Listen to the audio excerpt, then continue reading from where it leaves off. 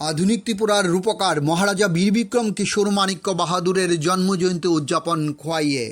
আধুনিক ত্রিপুরার রূপকার মহারাজা বীর বিক্রম কিশোর মাণিক্য বাহাদুরের জন্মজয়ন্তী উদযাপন উপলক্ষে 2026 সালের অনুষ্ঠানটি আয়োজিত হয় খোয়াইয়ের পুরাতন টাউন হলে। তথ্য সংস্কৃতি দপ্তরের উদ্যোগে আয়োজিত অনুষ্ঠানে উপস্থিত ছিলেন বিধায়ক পিনাকি দাস চৌধুরী, জেলা পরিষদের সভাধিপতি অপর্ণা সিংহ রায়, বিশিষ্ট সমাজসেবী সমীর কুমার দাস, অতিরিক্ত জেলাশাসক অভেদানন্দ বৈদ্য, খোয়াই পৌর পরিষদের চেয়ারম্যান দেবাশিস নাথ শর্মা, বিশিষ্ট ব্যক্তিত্ব অনুকূল দাস সহ অন্যান্য বিশিষ্টজনেরা।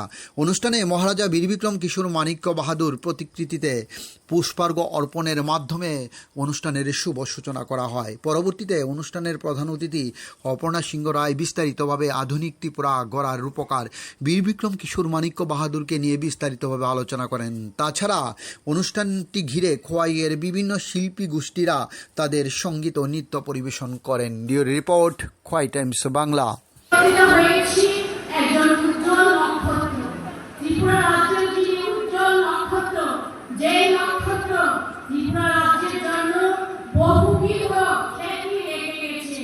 বহু চিন্তা, বহু পরিকল্পনা উনি করে গেছেন।